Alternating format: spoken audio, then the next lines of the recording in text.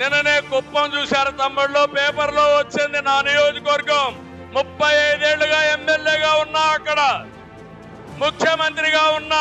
కుప్పానికి నీళ్లని ఈ ముఖ్యమంత్రి నాటకాలు వేశాడు. నేరుగా కుప్పం వెళ్ళాడు, ట్యాంకర్ లో నీళ్లు తీసుకుపోయాడు, కాలువలో నీళ్లు పెట్టాడు. అక్కడి నుంచి మీరు చూస్తే కొత్తగా గేట్లు తీసుకుపోయాడు. ఇవి చూస్తే మా పవన్ కళ్యాణ్ గారు గాని మా జయకృష్ణ ఏ మాత్రం లాభం లేదు. సినిమా సెట్టింగ్ వేశాడు, నీళ్లు వదిలిపెట్టాడు, సాయంత్రం వదిలిపెట్టి వచ్చాడు. తెల్లవారితో నీళ్లు లేవు, అక్కడ గేట్లు పెట్టాడు. ఉదయం 11:30 గంటలకు గేట్లు పెట్టి తర్వాత రోజున 10:30 గంటలంటే 23 గంటల్లో సినిమా సెట్టింగ్ కూడా తీసుకొని వెళ్లిపోయే పరిస్థితికి వచ్చారు. ఇది ముఖ్యమంత్రి విశ్వసనీయత. నేను చెప్తున్నా, నేను మొన్నే పిలిపించా, నా నియోజకవర్గం ప్రజలకు